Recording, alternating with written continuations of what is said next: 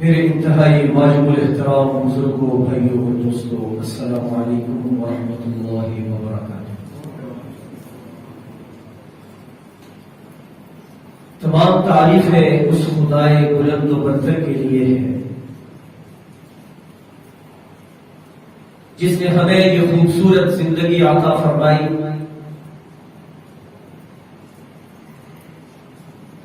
اور اس خوبصورت زندگی کو عطا فرما کر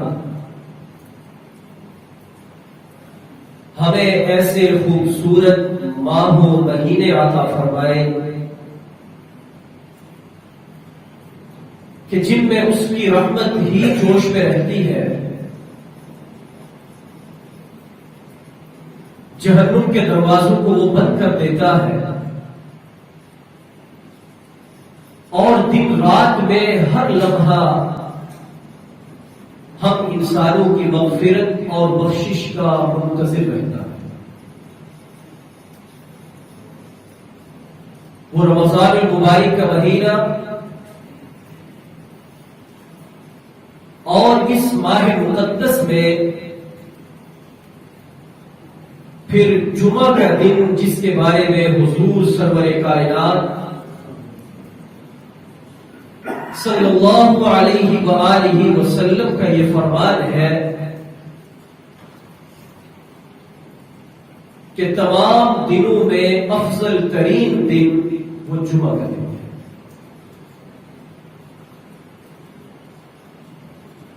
تو اللہ تعالی نے ہمیں یہ ماہ مقدس بھی عطا کیا اور اس میں آج جمعہ کا دن عطا فرما کر روئے زمین پر سب سے محترم اور مبارک جگہ جسے مسجد کہا جاتا ہے وہاں جمع ہونے کی توفیق عطا فرما۔ اس پر اللہ تعالی کی جتنی تعریف کی جائے وہ کم ہے۔ قرآن مجید فرقان حمید کی ایک آیت مبارکہ آپ حضرات کے سامنے تلاوت کی ہے جس میں اللہ سبحانہ و تعالی یہ ارشاد فرماتے ہیں وَلِمَنْ خَافَ مَقَامَ رَبِّهِ جَنَّتَانِ،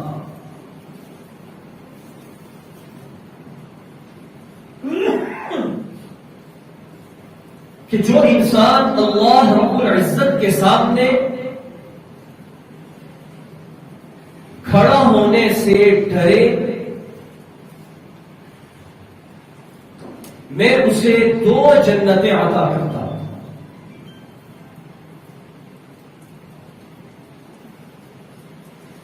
ہم ڈرتے تو ہیں لیکن اللہ تعالی سے نہیں ڈرتے۔ ہم رسوائی سے ڈرتے ہیں، غربت اور افلاس سے ڈرتے ہیں، کام کاروبار میں گھاٹے سے ہم ڈرتے ہیں، کورونا سے ڈرتے ہیں،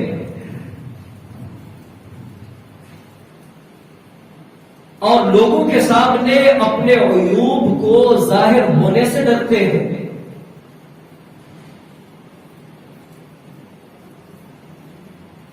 لیکن اللہ رب العزت کہ جس سے ڈر اور خوف کے لیے ہمیں پیدا کیا گیا اس سے ہم نہیں ڈرتے، جبکہ ہماری دنیا میں بندگی کا مقصود ہی خشیت الہی ہے کہ اس ایک ذات باری تعالی کا ڈر اور خوف ہمارے قلوب و اذہان میں پیدا ہو جائے، اور جب بندے کے دل میں اس کا ڈر پیدا ہوتا ہے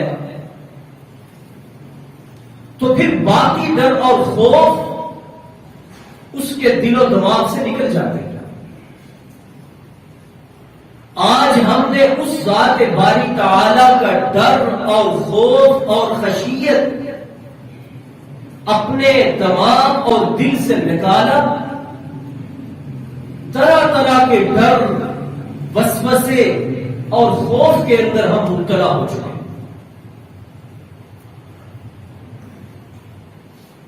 ذرا تصور کیجئے، اپنے اندر جھانکیے کہ کیا ہمیں وہم، وسوسے اور دنیاوی ڈر اور خوف نے گھیر نہیں رکھا؟ کہیں اولاد کی نافرمانی کا ڈر، کہیں جو جمع پونجی ہے اس کے لٹ جانے کا ڈر،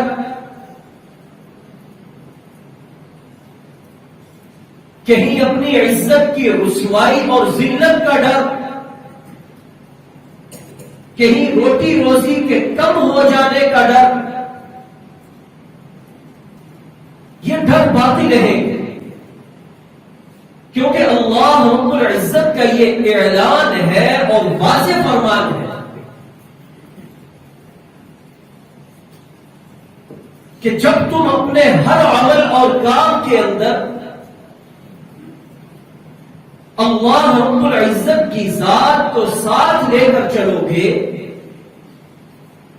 تو اللہ تعالیٰ تمہیں دنیا سے مستغنی اور بے پرواہ کر دے گا۔ لیکن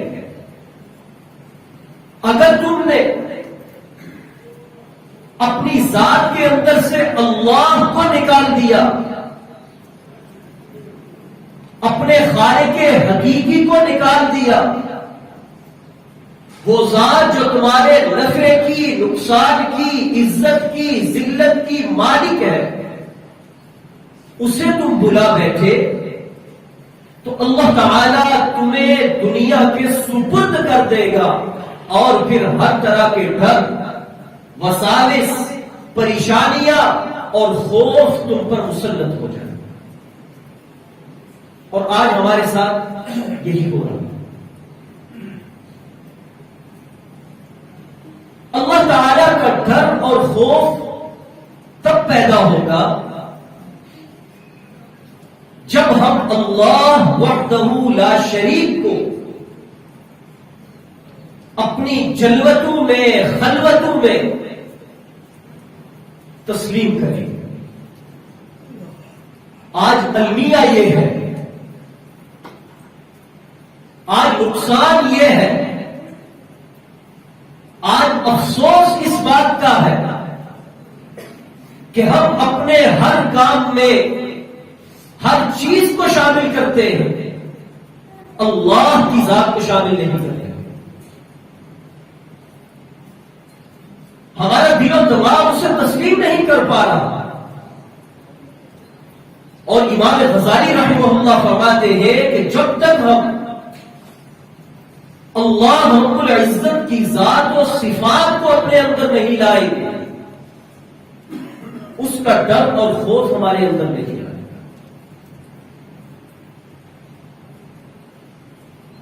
آج دنیاوی خداؤں سے متاثر ہو کر ہم اس خالق حقیقی کو بلا رہے ہیں جس نے ہمیں ایک بے جان نطفے سے جان بخشی ہے، جس نے ہمیں گوشت پوست کا لوتھڑا اور خون اور ہڈیوں کے مجموعے سے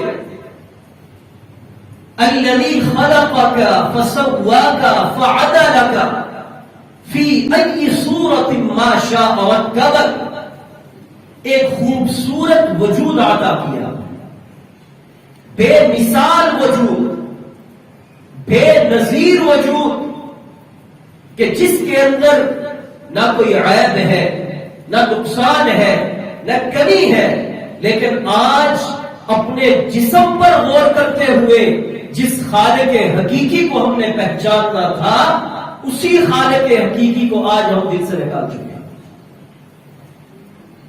اور جب وہ نکلا تو اللہ تعالی کا ڈر، اس کا خوف بھی ہم سے دور ہو چکا۔ تو آج ہمیں اس بات کی ضرورت ہے کہ ہم تحریے کے نظریے پر چلنے کی بجائے اس اصول اور نظریے پر آئے جو جناب محمد مصطفیٰ صلی اللہ علیہ وآلہ وسلم نے 1400 سال پہلے قرآن مجید فرقان حمید کی صورت میں ہمیں عطا کیا، اور وہ قرآن ہمیں ہر آیت کے بعد یہ یاد دلاتا ہے کہ قل هو اللہ احد، کہ اللہ کی ذات موجود ہے، هو اللہ الذی لا الہ الا هو الحی القیوم، وہ زندہ ہے، وہ ہمیشہ سے ہے، ہمیشہ رہنے والا ہے۔ ایک تحریے کا حضرت امام اعظم ابو حنیفہ رحمہ اللہ تعالی کے ساتھ سامنا ہو گیا۔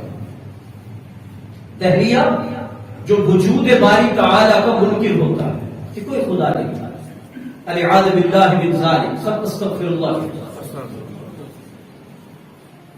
تو امام صاحب سے کہنے لگا کہ میں خدا کو نہیں مانتا، اگر خدا ہے تو نظر کیوں نہیں آتا؟ آج کی جدید تعلیم بھی ہمیں کسی طرف لے کر جا رہی ہے کہ جو آپ کی آنکھ دیکھ رہی ہے بس وہی ہے، حقیقت اسی کا نام ہے۔ اس نے بھی یہی سوال کیا۔ تو بعض لوگ ہوتے ہیں علم سے قائل ہوتے ہیں، بعض لوگ علم سے قائل نہیں ہوتے، انہیں اور انداز سے سمجھانا پڑتا ہے۔ امام صاحب رحمت اللہ علیہ خدا ذات صلاحیتوں کے مالک، علم و عمل کا پہاڑ، کہ جن کے عمل اور علم کو اللہ تعالی نے وہ قبولیت عطا فرمائی کہ آج دنیا کے اندر 1.5 ارب کے قریب مسلمان ہیں، اور قریب 90 لاکھ تک مسلمان فقہ کے اندر ان کی پیروی کر رہے ہیں۔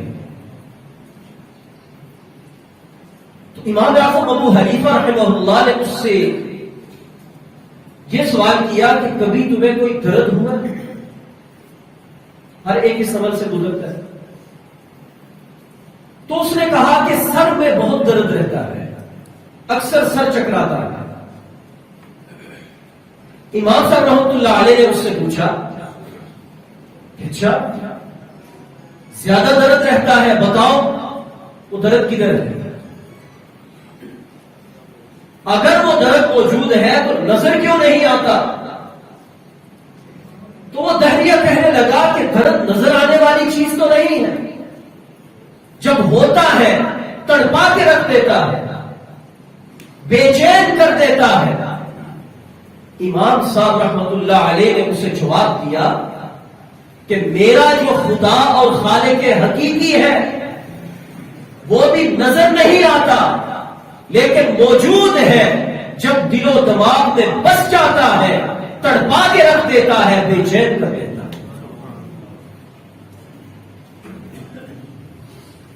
تو دل میں تو رہتا ہے، دماغ میں نہیں آتا۔ میں سمجھ گیا تیری پہچان یہی۔ تو وہ پھر باتیں کرنے لگا۔ تو امام صاحب نے کہا کہ اچھا بحث چھوڑو، یہ بتاؤ کہ تمہیں زندگی کے اندر کبھی کوئی ایسا واقعہ تمہارے ساتھ پیش آیا ہے کہ جو تمہیں بھول نہ پا رہا؟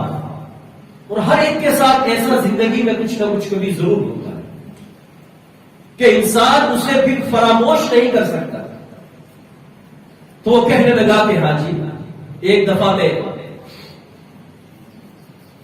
دریا کے سفر پہ نکلا، تو جب گہرے پانیوں کے اندر پہنچا تو دریا میں تلاطم آ گیا، اور جب طوفان کی لہریں اٹھی میری کشتی کو انہوں نے توڑ پھوڑ دیا، 4 حصے کر دیے، یہاں تک کہ مجھے یقین ہو گیا کہ اب میں نہیں بچ سکتا۔ لیکن کشتی کا ایک تختہ میرے ہاتھ لگا، میں اس سے چمٹ گیا، تیرنے لگا۔ تو کچھ ہی دیر کے بعد مجھے امید ہو گئی کہ یہ تختہ مجھے بچائے گا، لیکن ایسی لہر آئی کہ اس نے تختے کو مجھ سے نیچے سے نکال دیا، میں پھر پانی میں ڈبکیاں کھانے لگا۔ لہریں کبھی مجھے نیچے لے جاتی، کبھی اوپر لے آتی۔ میں تیراکی جانتا تھا۔ ایک دفعہ یہ طے کیا کہ اب نہیں بچوں گا، لیکن ہمت کی، ہاتھ پاؤں مارنے لگا، اور اس امید پر کہ کسی کنارے پہ پہنچ جاؤ، لیکن کنارہ بڑا دور تھا۔ تیراکی کرتے کرتے میرے بازو جواب دے گئے اور میں پھر پانی کی تہہ میں جانے لگا۔ میں نے طے کر لیا کہ اب مجھے بچانے والا کوئی نہیں، لیکن میں نے ہمت کی، ایک دفعہ پھر اوپر آنے کی کوشش کی، ہاتھ پاؤں مارے۔ اچانک دریا کی ایک لہر آئی، اس نے مجھے اپنے اوپر لیا اور اٹھاتے اٹھاتے مجھے ساحل پر جا کر ڈال دیا۔ تو امام صاحب نے پوچھا کہ جب اس لہر نے تمہیں ساحل پہ ڈالا تو تمہارے ذہن میں کیا آیا؟ اس نے کہا کہ میرے ذہن نے اس وقت اس بات کو تسلیم کیا کہ کوئی ذات ہے، کوئی ہے جس نے مجھے اس پانی کے طوفان سے بچایا۔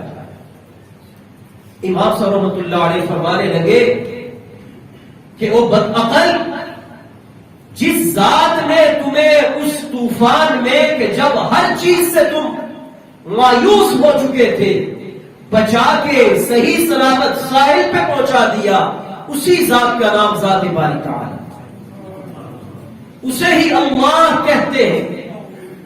اور ایسے واقعات ہر ایک کے ساتھ پیش آتے ہیں، لیکن ہم اس کا احساس نہیں کر پاتے۔ قرآن مجید میں اللہ تعالی یہی بات فرماتے ہیں، فَإِذَا رَكِبُوا فِي الْفُلْكِ دَعَوُا اللَّهَ مُخْلِصِينَ لَهُ الدِّينَ، کہ جب ان کی کشتی ہچکولے کھانے لگتی ہے تو پھر اس وقت وہ بھی اللہ تعالی کو ہی خالص ہو کر پکارنے لگتے ہیں۔ ہم اپنے کسی پیارے کو ڈاکٹر کے پاس لے کے جاتے ہیں، شدید بیمار ہو جائے، اسباب اختیار کرتے ہیں، دوائی دارو کرتے ہیں، علاج کرتے ہیں، روپیہ پیسہ خرچ کرتے ہیں۔ شفا تو اللہ کے ہاتھ میں ہے۔ اگر شفا مقدر میں نہ ہو، ہماری زبان میں لا علاج بیماری ہو، تو ڈاکٹر کیا کہتے ہیں؟ اسے گھر لے جائیں، اور گھر لے کر جانے کے بعد اب اسی ذات سے مانگے، وہی کرم کر دے تو یہ بچ سکتا ہے، وگرنہ باقی بچنے کے اور کوئی چانسز نہیں۔ کیا ایسا معاملہ آپ نے بھی دیکھا سنا ہے کہ نہیں؟ تو یہ کیا ہے؟ یہ در حقیقت ہر انسان کی جو انتہا ہوتی ہے وہ اللہ ذات باری تعالی کے اوپر ہی جا کر ختم ہوتی ہے۔ تو اس لیے ہم اپنے اندر اللہ رب العزت کی ذات کی حقیقت کو تسلیم کریں۔ آج ہر طرف سے کفر کی یلغار ہے، فتنوں کا زور ہے۔ نبی کریم صلی اللہ علیہ وسلم کا یہ مبارک فرمان ہے کہ ایک وقت ایسا آئے گا کہ جس طرح تسبیح ٹوٹ جائے تو اس کے منکے اور دانے وہ ٹپ ٹپ زمین پہ گرنے لگتے ہیں، اس طرح ایک فتنہ ختم نہیں ہوگا کہ دوسرا فتنہ شروع ہو جائے گا، وہ ختم نہیں ہوگا کہ تیسرا فتنہ شروع ہو جائے گا۔ اس وقت وہی انسان اپنے ایمان کو بچائے گا جو اللہ اور اللہ والوں کے ساتھ، جو دین اور اہل دین کے ساتھ اپنی لو لگا کے رکھے گا، وابستہ رہے گا، اللہ تعالیٰ اسے محفوظ فرمائے گا۔ اسی لیے نبی کریم سب کہہ دے ہمارے پیارے رسول جمعے کا دن اور جمعے کے دن کا سب سے افضل ذکر صلی اللہ علیہ وآلہ وسلم آپ نے کیا ارشاد فرمایا؟ کن عالما او متعلما او محبا او مستمعا ولا تكن الخامس فتهلك. اللہ کے نبی صلی اللہ علیہ وسلم نے فرمایا یا طالب علم بن کے رہنا، یا عالم بن کے رہنا، یا علماء کی بات سنتے ہوئے زندگی گزارنا، یا ان کے ساتھ محبت رکھتے ہوئے زندگی گزارنا. یہ چار کام کرو گے راہ نجات کی طرف جاؤ گے، پانچویں طرف جاؤ گے. علماء کا بغض، دین کا بغض، اللہ والوں سے نفرت، اللہ تعالیٰ کے وجود سے انکاری. فرمایا میں محمد عربی آج تمہیں بتلا کے جا رہا ہوں فتہلک، تم ہلاک کر دیے جاؤ. اس لیے ہم اپنے اندر غور کریں، اپنے ضمیروں کو جھنجھوڑے. میں یا میری اولاد یا میرے گھر والے صراط مستقیم پر ہیں، راہ نجات پر ہیں، یا کسی اور طرف کھسک رہے ہیں. اس پر بھی کبھی غور کیا کیجیے. آج ہم کاروبار کو کتنا باریک بینی سے وقت دیتے ہیں، اپنے دنیاوی نفع کے لیے کتنی بار دوڑ کرتے ہیں. آج کل گندم کی کٹائی کا سیزن چل رہا ہے. میرے پاس نوجوان آتے ہیں، قاری صاحب، مفتی صاحب آج رات کھیتوں کے اندر گزاروں گا، کٹائی ہو رہی ہے، نیند کہاں گئی؟ آرام کی طرف چلا گیا. گھر کے اندر پرسکون ہو کے لیٹنا آپ نے کیوں ختم کیا؟ اس لیے کہ اس کاروبار کی، اس سیزن کی، اس فصل کی آپ کے اندر اہمیت اور وقت موجود ہے. ایسے ہی جب تک ہم اللہ کے دین کا اثر، اس کی اہمیت اور وقت اپنے دل میں نہیں لائیں گے، ہم کبھی بھی اللہ رب العزت کی ذات کو نہیں پا سکتے. پھر ہم طوفان کے تھپیڑوں پر ہیں. ایک فتنے نے ادھر سے اٹھایا ادھر مار دیا، دوسرے فتنے نے ادھر سے اٹھایا ادھر پھینک دیا، اور ہمارا دل و دماغ انہی وسوسوں اور توہمات کے اندر رہے گا، اور نتیجہ یہ نکلے گا خسر الدنیا والآخرہ. جب دنیا سے جانے کا وقت ہوگا، نہ دنیا ہمارے کسی کام کی ہوگی، نہ اللہ رب العزت ہمارے کسی کام کا. تو یہ رمضان المبارک کا مبارک مہینہ ہے، قبولیت کی گھڑیاں ہے. اللہ تعالیٰ کی ذات نے جہنم کو بند کر دیا ہے. اللہ تعالیٰ کی ذات اپنی رحمتوں کے ساتھ، برکتوں کے ساتھ، فضل کے ساتھ آسمان دنیا پر دن رات موجود ہے، اور یہ اعلان کر رہی ہے کہ کون ہے جو مجھے پانے کی جستجو کرے، جو میری حقیقت کو پانے کے لیے طلب پیدا کرے، جو مجھ سے اپنے گناہوں کی مغفرت اور بخشش کے لیے دامن پھیلائے. میں اللہ کی ذات اس کی منتظر ہوں. میرے بھائی، اس رمضان المبارک کی مبارک گھڑیوں کے اندر آج اللہ کے ساتھ اپنی لو تو لگا، اس کی طرف رجوع تو کر، پھر دیکھ کس طرح اللہ رب العزت کی ذات یہ دنیا بھی تیری بناتی ہے، اور عقبہ کے اندر بھی تجھے کامیابیاں عطا کرتی. لیکن میرے بھائیوں، صرف سبحان اللہ کہنے سے یہ نہیں ہوگا. ایک مرتبہ بلند آواز سے کہہ دے، کہیں آپ یہ نہ کہیں جی قاری صاحب سبحان اللہ سے بھی منع کرتے ہیں، اور بلند آواز سے کہیں، اور بلند آواز سے کہیں. جنت کے اندر اتنے قیمتی، اتنے سایہ دار، اتنے بڑے 3 درخت لگ گئے کہ 500 سال عربی گھوڑا دوڑتا رہے تو ان کا سایہ ختم نہیں. اتنی اس کی برکات ہے. لیکن ہماری یہ زندگی دار العمل ہے، عمل کی زندگی ہے. اس میں ہمیں ہر اس فرمان کے آگے اور نبی کے ہر اس طریقے کے پیچھے جانا ہوگا جو نبی کریم صلی اللہ علیہ وسلم، صحابہ کرام رضوان اللہ تعالی علیہم اجمعین کے وساطت سے ہمیں دے کر چلے گئے. اور اللہ نے قرآن میں کہا فَإِنْ آمَنُوا بِمِثْلِ مَا آمَنْتُمْ بِهِ فَقَدِ اهْتَدَوْا. اگر تم اس طرح ایمان لائے جس طرح صحابہ ایمان لائے، پھر اللہ تعالیٰ تمہیں ہدایت عطا فرمائے۔ تو کیا آپ کے دل اور دماغ میں یہ بات ہے، اس بات کی خواہش ہے کہ ہمیں ہدایت ملے یا نہ ملے، ہم صحیح راستے پر آئیں یا نہ آئے؟ یقیناً موجود ہے، لیکن میرے بھائی اس کے لیے عمل کی زندگی اختیار کرنی پڑے گی۔ میں بڑے افسوس سے یہ بات کر رہا ہوں کہ یکم رمضان کو ہماری مسجد بھری ہوئی تھی، نمازوں کے اندر جوش ہے، ولولہ ہے، نیکیوں کے اندر سبقت ہے، قرآن کی تلاوت ہے، وظائف اذکار ہے۔ تو کیا یہ صرف 2-4 رمضان کے دن کے لیے تھا؟ ایک ہفتے کے لیے تھا؟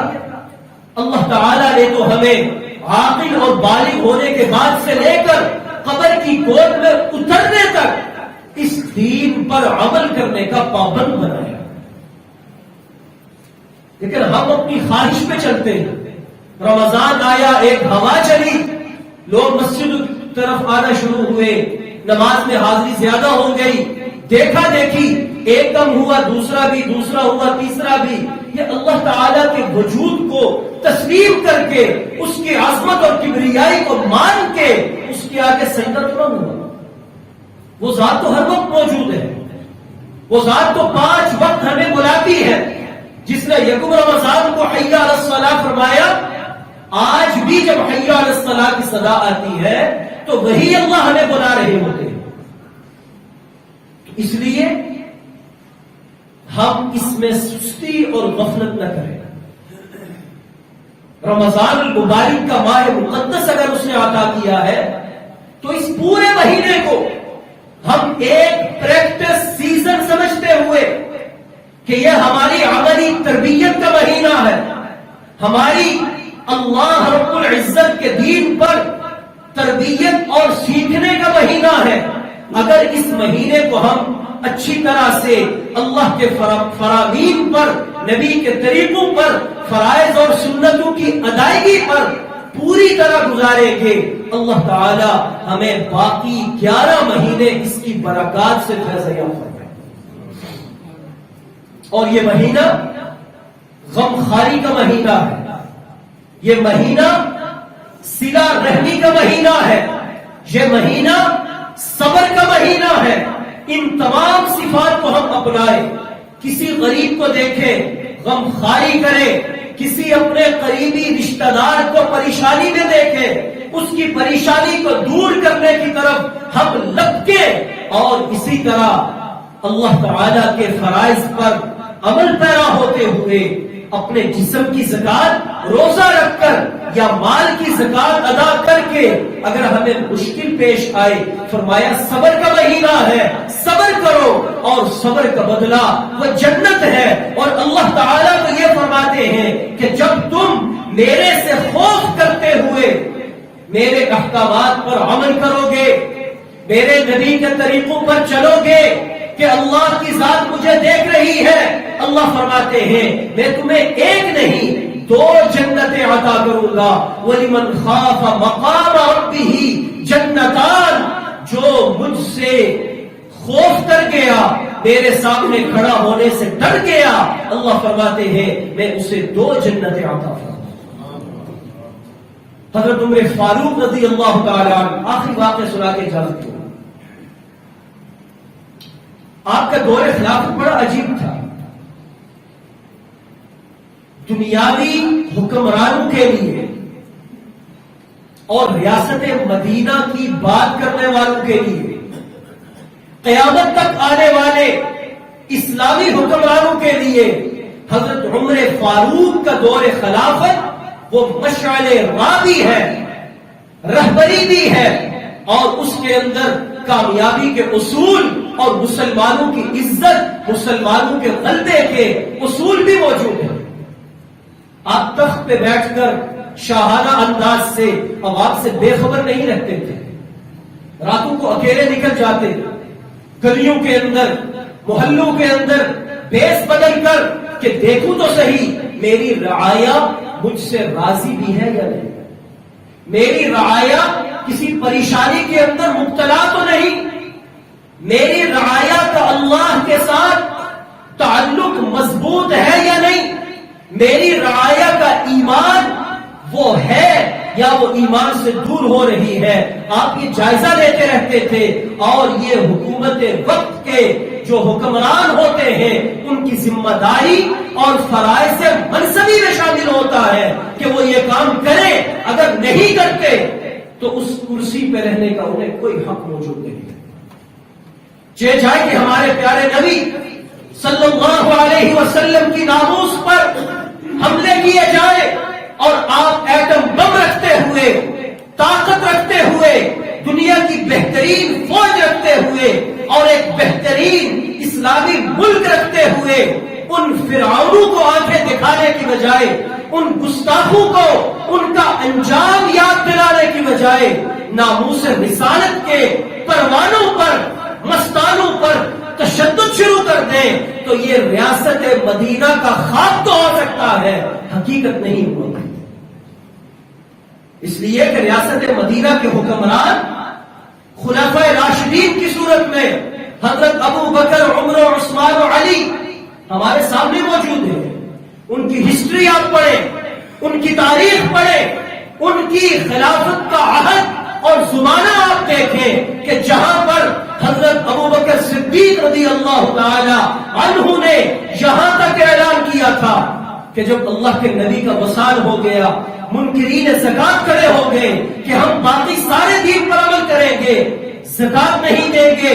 حضرت عمر فاروق جیسا جری صحابی وہ بھی کہنے لگا کہ اے امیر المؤمنین ذرا نرمی سے کام لے، ہمیں باہر کے بڑے محاذ ان سے ہم برسرے پیکار ہیں، اندر بھی ہم نے اگر محاذ کھول لیا مشکل ہو جائے گی. حضرت ابو بکر کا ایمان دیکھیے، اللہ کے نبی کے حکم پر آپ حضرت ابو بکر رضی اللہ تعالی عنہ کا یقین دیکھیے. کہنے لگے اے عمر، جاہلیت کے اندر تو بڑا بہادر بنا کرتا تھا، اسلام نے تجھے بزدل بنا دیا. اور فرمانے لگے منکرین زکات جو زکات کا انکار کر رہے ہیں یہ تو بڑی دور کی بات ہے. وہ اونٹ جو زکات میں آ رہا ہے اگر وہ اونٹ دے دے مگر اس اونٹ کی رسی دینے سے انکار کریں، ابو بکر ان کے خلاف تب تک جہاد کرتا رہے گا جب تک وہ رسی بھی بیت المال میں جمع نہ کرواتے. ایمانی لیول، ایمانی معیار خلیفہ وقت کا تو یہ ہوا کرتا ہے. اللہ تعالی ہمارے ملک پاکستان پر رحم فرمائے، یہاں امن فرمائے، ہمارے ملک کو مستحکم فرمائے، اور جو اس ملک کی حقیقی قیادت ہے، جو اسلام کا درد سمجھتی ہو، ناموس رسالت کا تحفظ جانتی ہو اور ریاست مدینہ کے حقیقی خد و خال سمجھتی ہو، اللہ تعالی ہمیں ایسے اسلامی سوچ رکھنے والے حکمران عطا فرمائے. عمر فاروق نکلے سفر پر، راستے میں انہوں نے دیکھا ایک چرواہا بکریاں چرا رہا ہے. آپ نے ایک درخت کے نیچے بیٹھے کھانا کھولا، اسے بھی دعوت دی تو اس نے آ کر کھانے پر بیٹھنے سے معذرت کی اور کہنے لگا کہ امیر المؤمنین میں روزے سے، جنگل ہے، گرمی ہے، پورا دن مال مویشی کے ساتھ ادھر ادھر کا بھاگنا ہے، لیکن اللہ تعالیٰ کے وجود کی عظمت دیکھے اور اس کی خشیت اور خوف خدا دیکھے کہ اس بیابان جنگل کے اندر بھی وہ چرواہا کیا کہہ رہا ہے کہ میں کھانا نہیں کھاؤں گا اس لیے کہ میں روزے سے. عمر فاروق کو بڑا سکون پہنچا کہ میری رعایا کا ایمان اتنا بلند ہے. آپ نے اس کو ذرا جانچنے کے لیے، آزمانے کے لیے اس سے کہا کہ بابا میں مسافر ہوں، آگے جا رہا ہوں، آپ یہ بکریاں، ایک بکری مجھے بیچ دے، میں لے کر چلا جاؤں گا، آپ کو پیسے مل جائیں گے، مجھے بکری مل جائے گی. مالک پوچھے تو کہنا کہ بھیڑیا کھا گیا، یا مالک کو پتہ ہی نہیں چلے گا اتنی بکریوں میں سے ایک بکری کم ہو بھی گئی. تو وہ چرواہا تھا. آج ہم بھی بڑے بڑے عذر کرتے ہیں، اور یہ ریسنٹلی یہ عذر کہ جب آپ گندم کاٹتے ہیں تو روزہ نہیں رکھا جاتا، گندم کاٹتے ہیں رات کو تراویح میں نہیں آیا جاتا.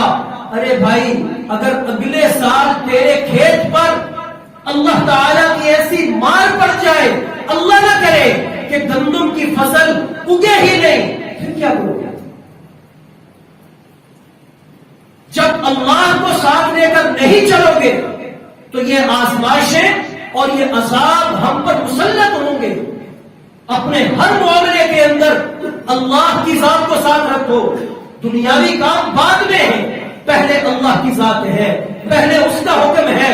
تو وہ چرواہا کہنے لگا، اے امیر المؤمنین، جانتا تو نہیں تھا، اسے اجنبی کہا کہ اے مسافر، آپ نے مجھے یہ ایک پیشکش کی ہے، میرا مالک یہودی ہے، میں اس کا ملازم ہوں، اور اس نے مجھے بکریوں کے چرانے پہ معمور کر رکھا ہے، ٹھیک ہے، وہ نہیں دیکھ رہا، میں تمہیں ایک بکری بیچ دوں گا، لیکن مجھے بتاؤ وہ اللہ کی ذات جو ہمیں رات کی تنہائیوں کے اندر بھی، خلوتوں میں بھی، جلوتوں میں بھی، اکیلے میں بھی، مجمع میں بھی ہر وقت دیکھتی ہے، اس کو ہم کیا جواب دیں گے؟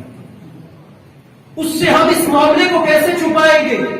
حضرت عمر فاروق رضی اللہ تعالی عنہ نے آگے سے یہ جواب ارشاد فرمایا کہ اے چرواہے، میں عمر ہوں، اور جب تک تیرے جیسی رعایا میرے اس حکومت کے اندر موجود ہے، اللہ تعالیٰ کبھی مسلمانوں کو مغلوب نہیں کرے گا۔ تو حکمرانوں کی طرف دیکھنے کی بجائے آج ہم اپنا قبلہ بھی درست کریں کہ میں کتنے پانی کے اندر ہوں، کیا مجھ میں امانت ہے، کیا مجھ میں دیانت ہے، کیا میں رشوت کو دینا لینا پسند کرتا ہوں یا ناپسند کرتا ہوں، کیا میں اللہ تعالیٰ کے احکامات پر پوری طرح عمل کرتا ہوں؟ اور یہ حقیقی بات ہے کہ تعلیم دونوں ہاتھوں سے بجا کرتی ہے۔ ہم اپنا آپ درست کریں، حکمران اپنا طریقہ حقیقی ریاست مدینہ کے اصولوں پر لائیں، پھر انشاءاللہ العظیم ہمارا یہ پاکستان پھلے گا، پھولے گا، مستحکم بھی ہوگا۔ اللہ رب العزت کی ذات اس رمضان کے طفیل ہمیں ان نیکیوں کے راستوں پر چلنے کی توفیق عطا فرمائے۔ وآخر دعوانا الحمدللہ رب العالمین۔